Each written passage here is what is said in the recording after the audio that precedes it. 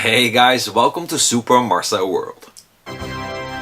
Welcome to this retro review for Friday the 13th Part 7, The New Blood, which is easily my favorite in the franchise. The film starts off with a quick recap of Jason's bloody history and it shows us an awesome montage of his best moments. There's a legend around here. That voiceover was done by Walt Gorney, who played Crazy Ralph in the first two films. Friday the 13th Part 7 is directed by John Carl Buechler, who also directed Cellar Dweller, Troll and Ghoulies 3. Now let's start with this retro review for Friday the 13th Part 7, The New Blood. The story. After 3 films focusing on Tommy Jarvis, we now meet Tina, a teenage girl with telekinetic powers. She accidentally resurrects Jason from his watery grave, and when he starts killing people all around the camp, she has to give it her all to finish him off once and for all. What I like. Jason's look. Now I don't know about you guys, but I think this is the best Jason has ever looked in all the films. I just love the way how the skin has rotted away, showing the bone structures, his ribcage, his teeth, the chain around his neck, his spinal cord showing at the back. Perfect. And let's not forget that ugly muck behind the mask that only a mother could love.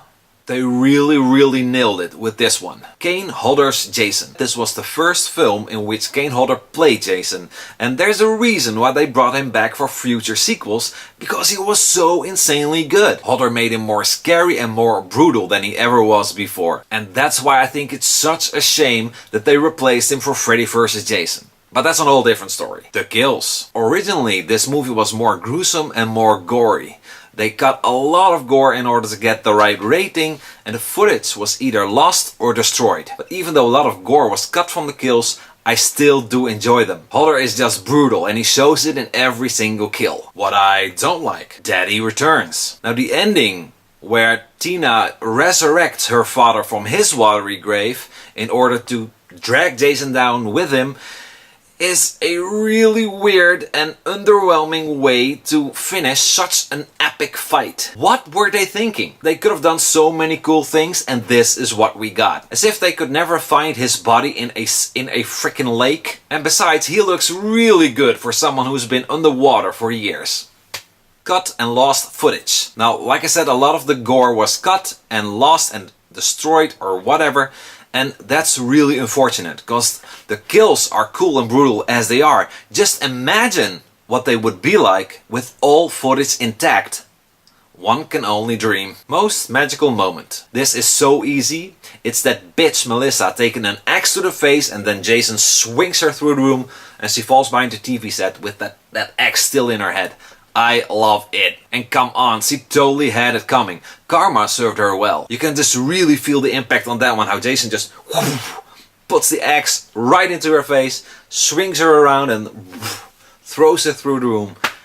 Perfect. Did you know? Freddy vs. Jason. Now originally this film was intended to be Freddy vs. Jason, but unfortunately Paramount Pictures and New Line Cinema could not finish the deal, and Paramount wanted to stick with the Jason vs. idea, so they basically just made Jason vs. Carrie. Or in this case, Tina. Director cameo. The director of the film, John Carl Buechler, can be seen at the end of the film as a fireman picking up the 2 pieces of Jason's mask. The score. Most of the film's score is recycled music by Harry Manfredini, who almost did all Friday the 13th films. He was given credit and Fred Molin did the rest of the score. Overall, this is easily the most spectacular and the most gruesome entry in the series, even if it has been cut to death.